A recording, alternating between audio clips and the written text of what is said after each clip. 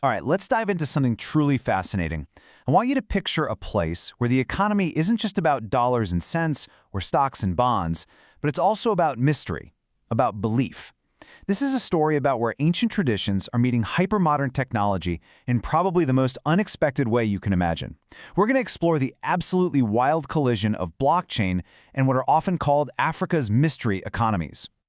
You know, this quote right here, it just nails it. We're not talking about the formal economy. We're talking about these unspoken economic networks, things built entirely on belief. These are, payments for services from traditional healers, from diviners, economies that have been humming along in the shadows for centuries, run on nothing more than trust and whispers. And then, into this ancient, belief-driven world, steps something that feels like it's from another planet, blockchain. It's so jarringly futuristic. So the question is, how on earth do these two worlds, the old world and the new code, even begin to connect? I mean, just look at the contrast here. It's completely black and white. On one side, you have an entire system built on secrecy, fear, and quiet whispered transactions. And on the other, you have a system that is all about security, digital proof, and a permanent, unchangeable record. They are total opposites. And it's that clash, that fundamental conflict, that makes what's happening so revolutionary. So to really get why blockchain is making such an impact, we first have to understand the challenges baked into these traditional networks. Let's peel back the layers on how this system of secrecy actually works day to day. Here's the most important thing to understand. Everything, and I mean everything, runs on this incredibly fragile trust. Payments are hidden, money is all hand-to-hand, which makes it easy to steal, but the biggest risk, the thing that can really bring it all crashing down, is social. A simple rumor, a false accusation, that can destroy a person's livelihood overnight because there is zero proof, no records, no neutral party to say what really happened. And that is where blockchain walks onto the stage. And not as some complex financial tech, but as a surprisingly simple solution to that one core problem: trust. It offers something totally new in this context, a contract that no person, and as they're starting to say, no spirit can alter. For the communities using this, blockchain has nothing to do with decentralization or crypto trading. Nope. It's just a permanent, unchangeable digital trail. It's a source of truth in a world where the truth can be, dangerously flexible. It's providing a brand new form of trust right where the old kind was breaking down. And this right here is the absolute key. It's a huge psychological shift. I mean, just think about that for a second. Why would you put more faith in some invisible, complex digital system than in your own neighbors? Well, because people have seen firsthand what mistrust and gossip and false accusations can do. The blockchain doesn't have an opinion. It doesn't pick sides. It literally cannot lie. It's perfectly neutral. So, when you boil it down, here are the 4 reasons it's such a surprisingly perfect fit.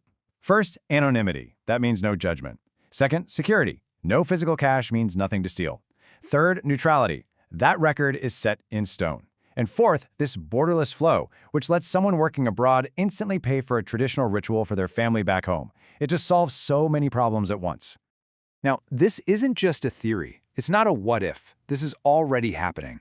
So let's look at a few real stories from the ground that show exactly how this tech is being used in really practical ways all across the continent.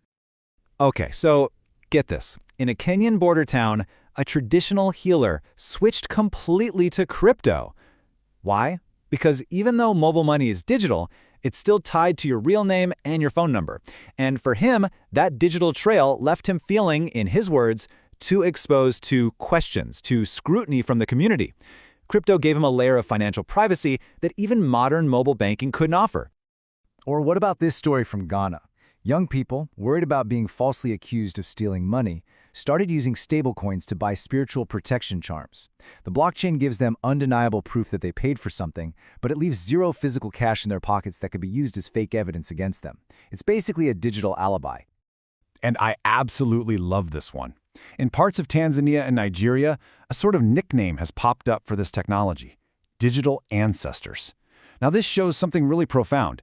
It's not just being used as a tool anymore. It's being integrated into the culture itself. It's being given a name and a symbolic role because of its invisible, ever-present, and totally trustworthy power. So, where is all of this going? What does the future actually look like when an ancient belief system starts to rely on a brand new, cutting-edge technology? Let's take a look at how this unlikely partnership could evolve. Okay, I know. It all sounds a little strange, doesn't it? Crypto paying healers and digital ancestors, it's surreal. It feels like something straight out of science fiction. But when you actually break it down, there is a clear, compelling logic that's pushing this whole thing forward. This progression actually makes perfect sense. First, you had cash, which was secret but really insecure. Then came mobile money, much more secure, but it created this problem of exposure. And now you have crypto, which combines the best of both worlds, security with a new level of privacy and trust. So what's the next step? Could we actually see diviners issuing NFTs as receipts to prove a ritual was performed? Honestly, it's not as far-fetched as it sounds. You know, maybe 50 years from now, historians will look back at this exact period, and they won't describe it as witchcraft becoming digital. They'll see it as the ancient economies that surround these practices simply evolving to survive in the modern world. And they'll say, yes, this was the moment. The invisible and the digital shook hands for the very first time.